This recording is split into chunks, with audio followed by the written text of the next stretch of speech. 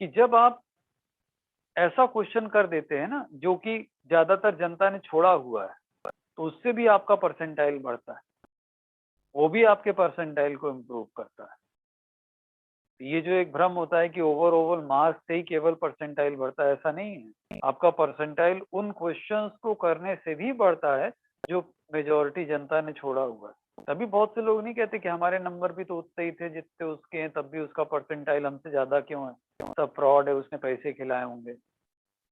ये तो सीधी लाइन आती है, पैसे खिलाए होंगे, सीधी लाइन है। वो ये अकल नहीं लगाएंगे कि उसने वो वाले सवाल किए थे जो बाकी जनता ने छोड़ दिए थे, तो उस कारण उसका परसेंटाइल तुमसे ज्यादा है। तो ये उस तरह के क्वेश्चंस होते हैं, कोई नहीं करता इनको, कर ही नहीं पाता, उतना सोचना पड़ता है ना भाई।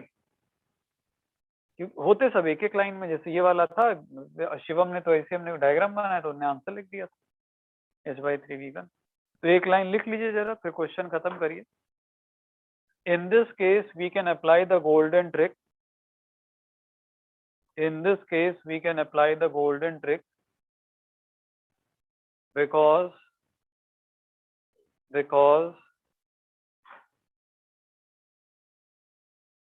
the velocity and acceleration are both with respect to the lift, because the velocity and acceleration are both with respect to the lift। कर लिया? अब अगली हेडिंग डालिए। ये लिफ्ट वाला अब हो गया, अब लिफ्ट वाला आपने काफी सारा कर लिया, अब इससे ज्यादा करने की कोई आवश्यकता नहीं है। तो अब हेडिंग डालिए, aeroplane and wind. Aeroplane and wind. Aeroplane और विंड वाले सवाल बिल्कुल ही बिल्कुल रिवर और स्विमर वाले सवाल जैसे ही होते हैं। एरोप्लेन और विंड वाले सवाल बिल्कुल ही बिल्कुल रिवर और स्विमर वाले जैसे ही होते हैं। तो पहले यही लाइन लिखिए, questions of aeroplane and wind, questions of aeroplane and wind are same as the questions of swimmer and river। Questions of aeroplane and wind are same as the questions of swimmer and river। एक प्रश्न आपके सामने पहले theory के तौर पे प्रस्तुत करता हूं। देखिए, नॉर्थ ईस्ट साउथ वेस्ट इधर बना देते हैं।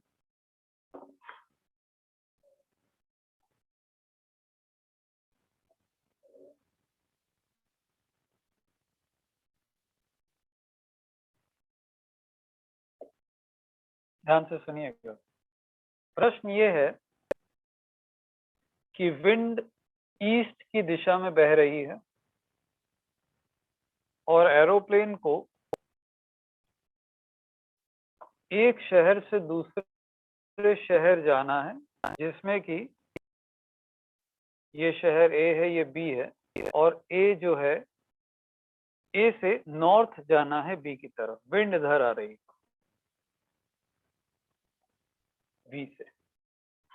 तो वेलोसिटी ऑफ विंड पहले समझ लेना, कॉपी बाद में हो जाएगा। With respect to earth v i cap है। तो जैसे आपने अभी पिछले क्लास में स्विमर वाला पढ़ा था, जिसमें वो तिरछा तैर के नदी को पार करता था डायरेक्ट स्ट्रेट लाइन पे, ओपी वाली लाइन पर, तो ये बिल्कुल सिंपल वही केस है, इसके क्वेश्चन भी हैं। तो ये एरोप्लेन वाला जो व्यक्ति है ना, ये एरोप्लेन को तिरछा उड़ाएगा ऐसे, यू से।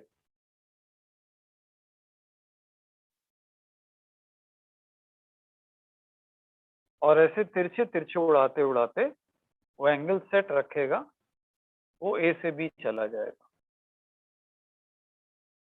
ऐसे। कैलकुलेशन के लिहाज से पहले देख लीजिए, तो velocity of aeroplane with respect to wind,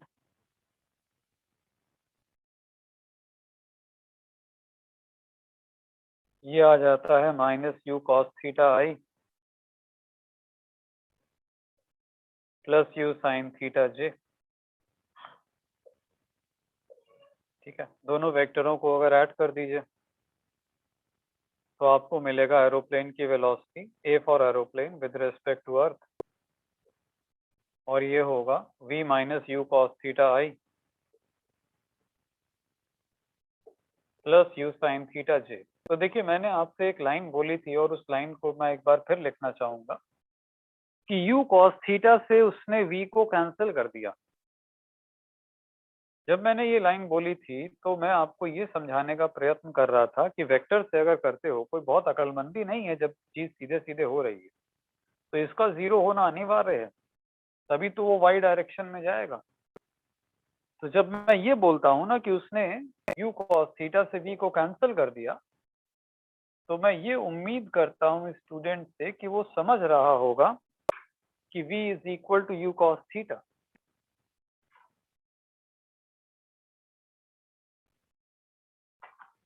तो पायलट ने u cos थीटा से v कैंसिल कर दिया।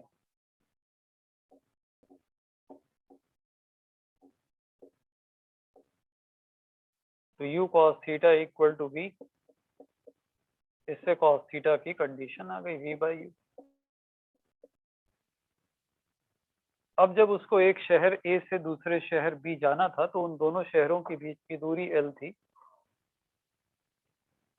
और जो समय लगना था उसको इधर से उधर जाने का वो था L by u sine theta. फिर साइन थीटा को under root 1 minus cos square theta रखिए,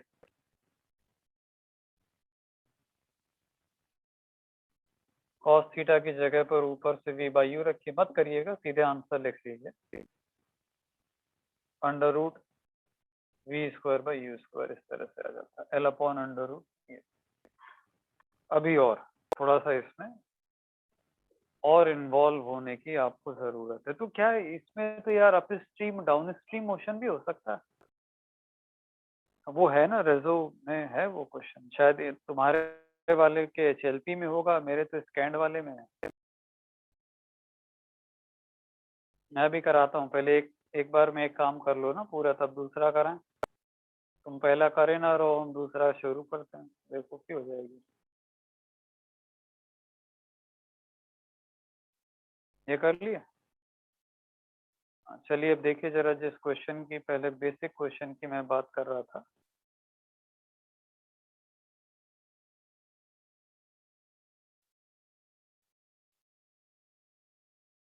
कहाँ गया? ये रहा।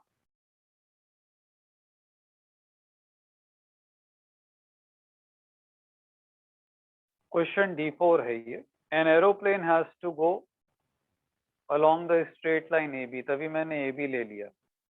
पहले लिखा है कि relative speed with respect to the wind is v, तो इसको v ना पढ़ के u पढ़िएगा। And wind is blowing perpendicular to the line AB with speed, इसको v लिख लेंगे। तो इसको A से B जाना है, फिर लौटना भी है। अब लौटेगा कैसे, उसका चित्र अलग से बना लीजिए। इसमें जब इतने सारे तीर बन गए हैं तो लौटने का चित्र यहाँ बनाइए।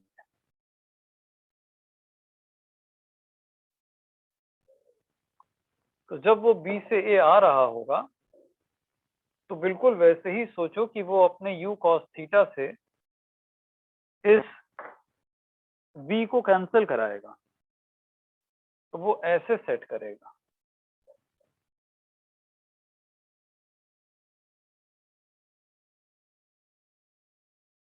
u cos थीटा से वो अपने v को कैंसिल कराएगा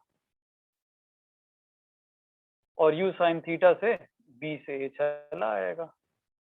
तो कोई नई बात थोड़ी ना है, टाइम तो वही लगेगा। जितना टाइम उसको a से b जाने में लगा था उतना ही टाइम उसको b से a वापस आने में भी लगेगा। तो जो टोटल टाइम लगता है, ए पार्ट उसका आंसर आ जाता है, that is 2l upon under root of v square minus U square. Copy कर लें पहले सब लोग।